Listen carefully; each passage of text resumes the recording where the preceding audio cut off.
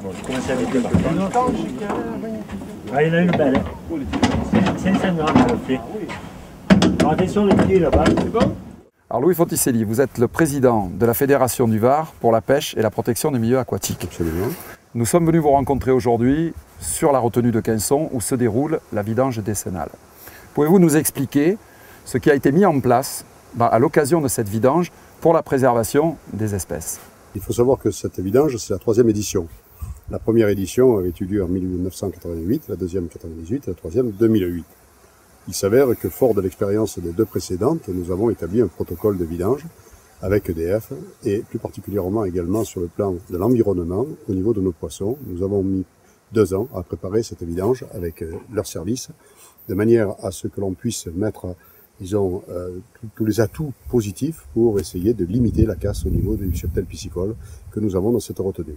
Pouvez-vous nous en dire un peu plus sur les intervenants, donc sur tous les gens qui ont participé, les organismes qui ont participé à cette vidange? Eh bien, nous avons eu dans un premier temps, on a fait un état général par un contrôle, je vais dire, par pêche au filet, qui a été organisé par l'Université de Provence sous la direction de Rémi Chapaz. Et nous avons mis une trentaine de filets pendant 2 jours, et ça nous a permis d'avoir un premier constat, un référentiel par rapport avant vidange, par le protocole. Puis par la suite, nous avons mis en place une solidarité entre les fédérations de pêche et de protection des milieux aquatiques des départements de la région PACA. C'est ainsi qu'ont été présentes l'ensemble de ces fédérations, à savoir donc le 06, le 04 évidemment, le 13 et le 84, sans oublier le 83. Le 05, ne pouvant, pour des raisons tout à fait techniques et de prise disons, d'occupation de leurs salariés dans d'autres stages, non plus être présents, mais ils devaient être avec nous également. Les APPMA qui ont effectivement se sont reliés pendant plusieurs journées pour pouvoir participer à cette récupération de poissons. Sans oublier aussi, nous avons également la Maison régionale de l'eau qui est présente par l'intermédiaire, donc tout ceci a été chapeauté et diligenté par EDF. Évidemment. On est bien d'accord. La Maison régionale de l'eau qui intervient pour des contrôles de mesure en permanence sur la sortie de l'eau pour pouvoir poursuivre la qualité des eaux. Et je n'oublierai pas évidemment le parc régional du parc naturel régional du Verdon, le PNRV, qui assure, au-delà d'une certaine responsabilité d'engagement de communication avec les éco-gardes qui tournent tout autour de cette retenue, pour sécuriser, pour donner des informations sur ce sujet, et qui sont venus également participer à la récupération des poissons. Alors, vous venez de parler de récupération de poissons, sauvetage poissons. On sait que le boulot est énorme pour faire ça. Hein. On a vu le site qui est pratiquement vide. Donc, pour récupérer ces poissons dans les cuvettes, vous avez dû utiliser quelle méthode de pêche et surtout, quelles espèces de poissons avez-vous pu récupérer? Eh bien, je vais vous dire tout simplement, nous avons mis en place 2 techniques qui sont effectivement la première majoritairement manuelle, puisque nous avons récupéré tout simplement avec des épuisettes. Donc à partir de là, eh bien, nous avons manuellement constitué ces équipes qui ramenaient qui récupéraient à la fois les poissons morts sur l'herbier et puis également les poissons vivants dans les flaques qui restaient présentes. Mais comme les flaques devenaient de plus en plus importantes, Ouais. nous avons fait appel à au deuxième procédé, c'est-à-dire le procédé de pêche électrique. D'accord.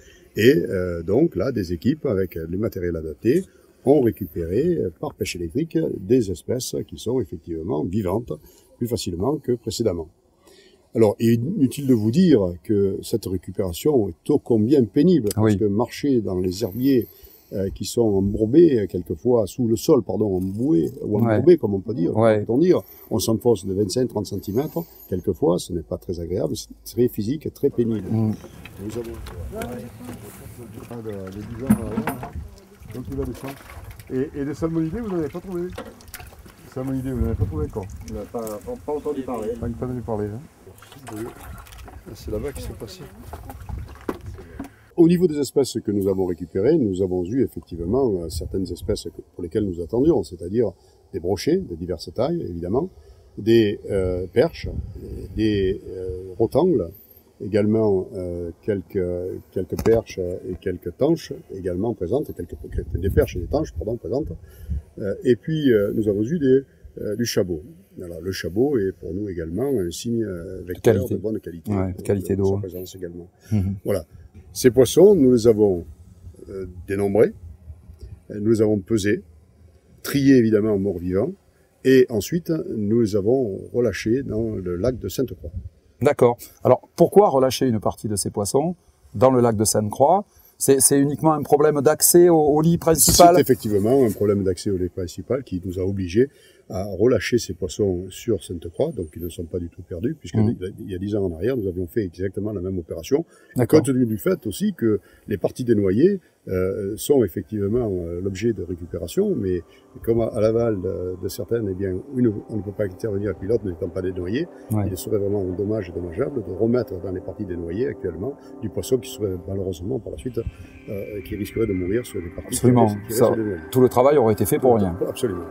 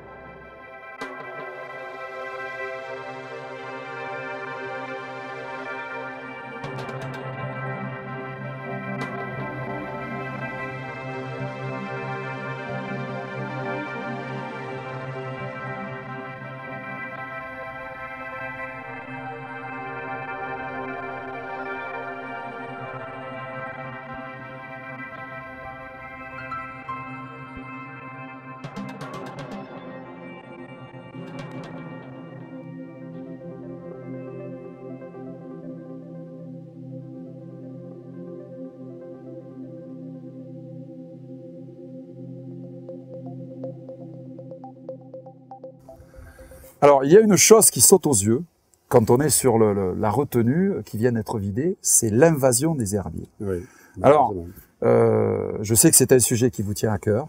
Oh, combien voilà, donc dites-nous un peu plus. Ces herbiers, ils sont à la fois, ils ont une fonction bien sûr positive, mais il y en a trop. Également négative. Négative. Alors dites-nous un petit peu plus. Alors l'herbier qui nous gêne le plus, c'est le Potamogeton pectinatus, sur lequel, depuis 1992, je suis.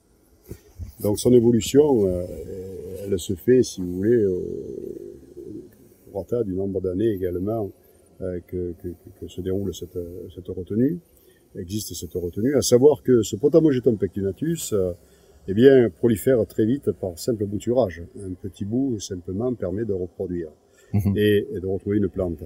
Et sachant aussi que il a un rhizome de 30 cm environ qui s'incruste dans le sol et qui reste là, malgré les assecs quelquefois qui sont artificiellement mis en place, comme les vidanges. Là, et on pourrait croire que malheureusement, la plante est morte. Il partirait, mais malheureusement il ne parte pas. D'accord. Donc lorsque on retrouvera la mise en eau, eh bien, on retrouvera ces herbiers.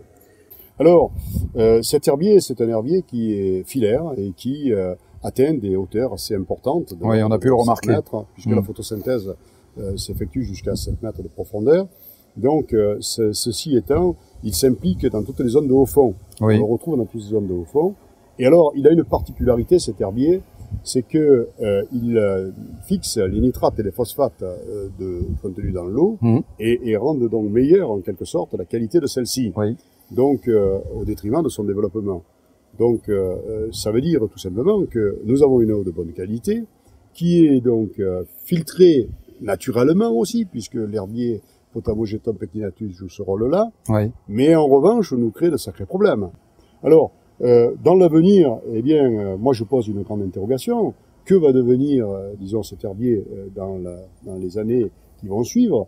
Parce que là, ils vont certainement saturer toutes les zones de haut fond où ils pourront les coloniser, donc, et par voie de conséquence, et comme tout filtre au bout d'un certain temps, ce filtre va naturellement se saturer. Alors, il mettra peut-être plus de temps qu'ailleurs parce que nous avons une circulation d'eau qui se fait d'une manière beaucoup plus active que dans notre secteur, mais il n'empêche qu'un jour ou l'autre, ce herbier va très certainement se saturer.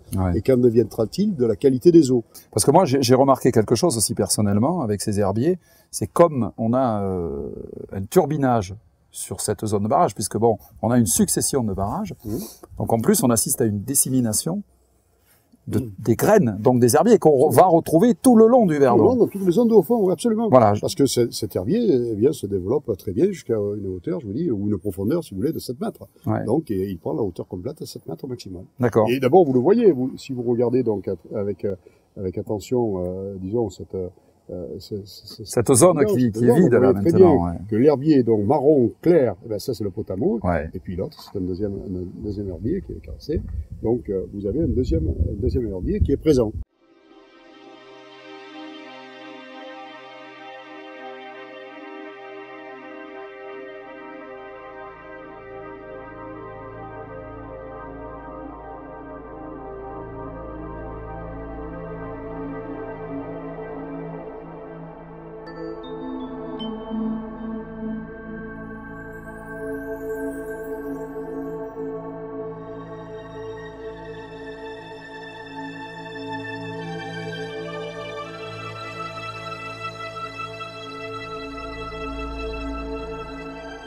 En guise de conclusion, peut-on déjà dresser un bilan piscicole de cette vidange? Eh bien, au jour d'aujourd'hui, actuellement, je n'ai pas tous les chiffres en main pour vous répondre, mais ce que je peux vous dire, c'est que le premier bilan que je vais effectuer, c'est de rendre hommage à tous les intervenants qui sont effectivement, qui ont été présents pendant ces 6 journées de récupération de poissons. Donc, si vous voulez, tout un ensemble a fait que ces poissons que nous avons récupérés, qu'ils soient vivants ou qu'ils soient morts, eh bien, ont montré notre attachement à cet environnement et notre éthique qui est la préservation et également le respect, tout simplement, de cette espèce animale et de nos engagements qui font partie intégrante de notre mission. Voilà ce que je pouvais vous dire.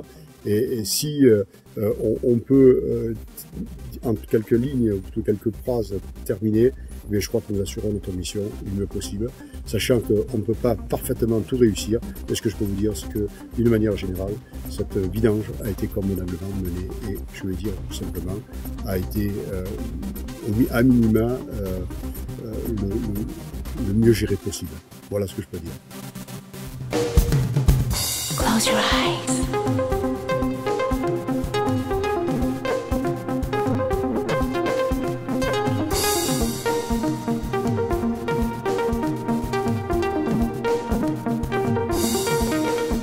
Close your eyes.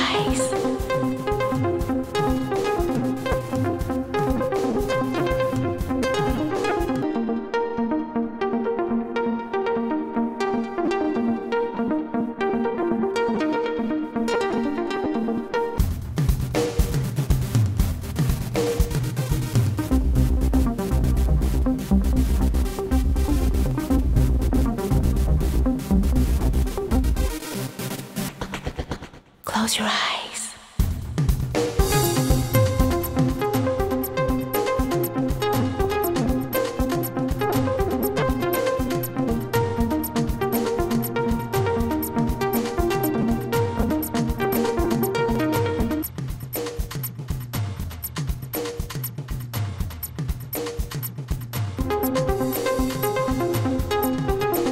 Close your eyes.